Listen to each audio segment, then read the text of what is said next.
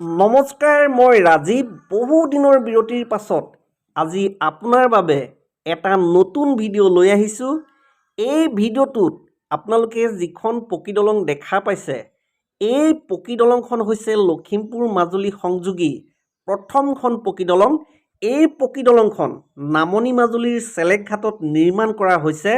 এই পকী দলংখনৰ মুঠ দৈৰ্ঘ্য হৈছে 702 মিটাৰ আৰু যিখন নৈৰ ওপৰত এই পকী দলংখন নিৰ্মাণ কৰা হৈছে সেই নৈখন হৈছে লোহিত নৈ। স্থানীয় লোকসকলে খেৰকটা বা খেৰখুটি নৈ বুলি কয়। যি কি নহওক, এই দলংখন 12 ফেব্ৰুৱাৰী তাৰিখে অসমৰ মাননীয় মুখ্যমন্ত্ৰী ডক্টৰ হিমন্ত বিশ্ব শৰ্মা ডাঙৰীয়াই শুভ উদ্বোধন কৰিব আৰু সেইকাৰণেই দলংখনৰ যি শেষৰ কাম, একেবাৰে শেষত কৰিব লগা কাম, সেই কামখিনি কৰি থকা হৈছে। অৱশ্যে এই দলংখনৰ নিৰ্মাণ কাৰ্য যোৱা বছৰে প্ৰায় সম্পূৰ্ণ হৈছিল আৰু যিহেতু এই দলংখন যিটো নিৰ্মাণকাৰী সংস্থাই নিৰ্মাণ কৰি আছে সেইটো হৈছে SP Singla construction private limited. সেই কনষ্ট্ৰাকশ্যন কোম্পানীটোৱে যিহেতু লখিমপুৰ মাজুলী সংযোগী দুয়োখন দলঙৰ নিৰ্মাণ কাৰ্য কৰি আছে, সেইকাৰণে তেওঁলোকে দ্বিতীয়খন দলঙৰ নিৰ্মাণ কাৰ্য দ্ৰুতৰ গতিত আগবঢ়াই নিবলৈ চেষ্টা কৰিছিল আৰু যিহেতু 12 ফেব্ৰুৱাৰীত এই দলংখন শুভ উদ্বোধন কৰা হ'ব, সেইকাৰণে এই দলংখনত বৰ্তমান কাম কৰি থকা দেখা গৈছে আৰু ক্ষিপ্ৰতাৰে তেওঁলোকে কাম কৰিছে। যিহেতু বিশেষ কাম নাই ইয়াত, এই যি আপোনালোকে দেখা পাইছে ব্লেক টপিঙৰ কাম সেইখিনি কৰা হৈছে আৰু ইয়াতে আপোনালোকে ভালদৰে লক্ষ্য কৰিলে দেখা পাব, যিহেতু যোৰহাট মাজুলী যিখন সংযোগী দলং, যোৰহাট মাজুলী সংযোগী দলং, সেই দলংখনৰ নিৰ্মাণ কাৰ্য প্ৰায় এবছৰতকৈ বেছি দিন বন্ধ হৈ আছিল। সেই দলংখনৰ নিৰ্মাণ কাৰ্যও পুনৰ আৰম্ভ কৰা হৈছে। এই দলংখনৰ যি SP Singla construction private limited নামৰ কোম্পানীটোৱে এই দলংখন নিৰ্মাণ কৰিছে, সেই কোম্পানীটোৱে যোৰহাট মাজুলী সংযোগী পকী দলংখনৰ নিৰ্মাণ কাৰ্যও পুনৰ আৰম্ভ কৰিছে।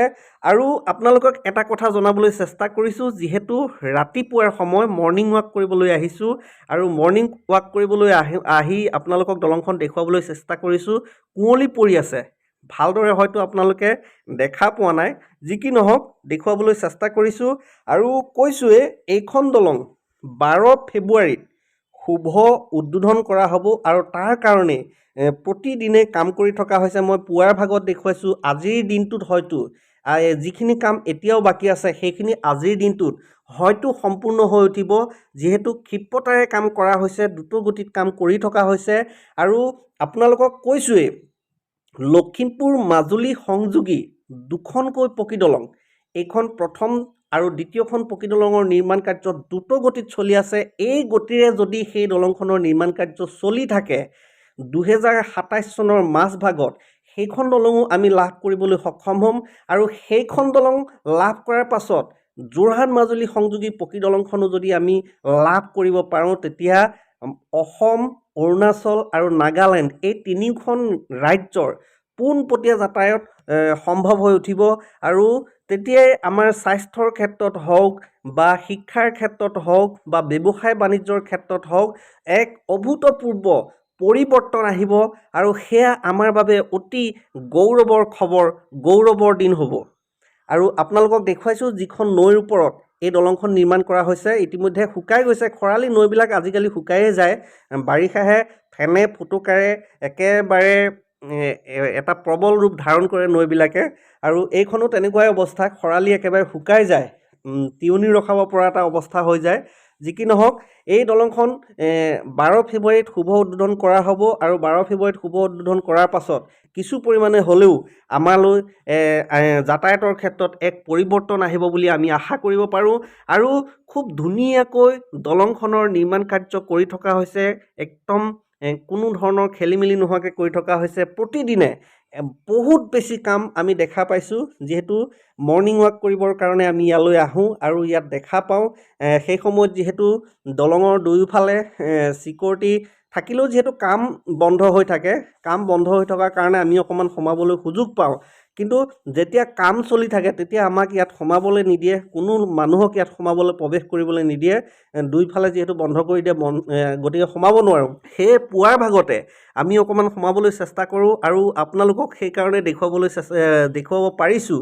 আৰু আপোনালোকে নিশ্চয় এই দলংখনৰ নিৰ্মাণ কাৰ্য আৰম্ভ হোৱাৰ পৰা মোৰ চেনেলত বহুকেইটা ভিডিঅ' আপোনালোকে চাইছে আৰু বহুত মৰম দিছে, তাৰ বাবে বহুত বহুত ধন্যবাদ। আৰু যিহেতু এই চেনেলটোত মই কাৰ্টুন ভিডিঅ' দিবলৈ চেষ্টা কৰিছোঁ, সেইকাৰণে বহুত দিন মই এই চেনেলত দলঙৰ ভিডিঅ' দিয়া নাই।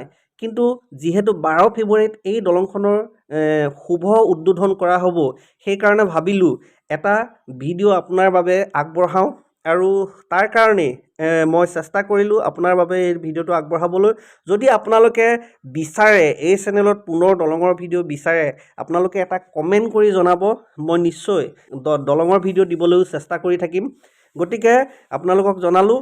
আৰু এটা কথা আপোনালোকক জনাবলৈ চেষ্টা কৰিছোঁ, এই দলংখনক সংযোগ কৰি দুয়োফালে যি দুটা পথ নিৰ্মাণ কৰা হৈছে, সেই পথৰ কামো বহুত বেছি আগবাঢ়ি গৈছে, বহুত বেছি পথৰ কাম কৰা হৈছে, ক্ষিপ্ৰতাৰে কামখিনি কৰি থকা হৈছে, বহুত ভাল হৈছে। কিন্তু আজি যিহেতু ভিডিঅ'টোত মই আপোনালোকক এই দলংখন দেখুৱাবলৈ চেষ্টা কৰিছোঁ, সেয়েহে মই পথৰ কাম দেখুওৱা নাই। যিহেতু 12 ফেব্ৰুৱাৰীত এই দলংখন শুভ উদ্বোধন কৰা হ'ব, সেয়েহে মই কেৱল দলংখন দেখুৱাবলৈ চেষ্টা কৰিছোঁ। কিন্তু যদিও মই আপোনালোকক পথৰ কাম দেখুওৱা নাই, বহুত বেছি ভাবিব নোৱাৰাকৈ পথৰ কাম আগবাঢ়ি গৈ আছে। আৰু লখিমপুৰ মাজুলী সংযোগী ধূনাগুৰি ঘাটত যিখন দ্বিতীয়খন পকী দলং নিৰ্মাণ কৰা হৈছে, সেই দলংখনৰ কথা কৈছোঁৱেই। যদি এই গতিৰে বৰ্তমান যি গতিৰে কাম চলি আছে, সেই গতিৰে যদি কাম চলি থাকে, কোনো ধৰণৰ প্ৰাকৃতিক দুৰ্যোগে বা কোনো কাৰণত যদি সেই দলং নিৰ্মাণৰ কাম স্থবিৰ হ'ব নহয়, গতি একেই থাকে, তেতিয়া 27ৰ মাজভাগত সেই দলংখন আমি নিশ্চিতভাৱে লাভ কৰিম। আৰু 27ৰ পৰাই 27 চনৰ পাছত লখিমপুৰ মাজুলীৰ যি যাতায়ত, সেয়া যাতায়াতৰ ক্ষেত্ৰত এক অভূতপূৰ্ব পৰিৱৰ্তন আমি দেখা পাম। আজিলৈ ভিডিঅ'টো ইমানেই। ভিডিঅ'টো চাই যদি ভাল পালে ভিডিঅ'টোত লাইক কৰিব, কমেণ্ট কৰিব, ভিডিঅ'টো হাইপ কৰিব, ভিডিঅ'টো বন্ধুবৰ্গৰ মাজত শ্বেয়াৰ কৰিব। আৰু মোৰ চেনেলটোলৈ যদি প্ৰথমবাৰে আহিছে, প্লিজ চেনেলটো ছাবস্ক্ৰাইব কৰি কাষত থকা ঘণ্টাটো প্ৰেছ কৰি অল কৰি ৰাখিব। Thank U.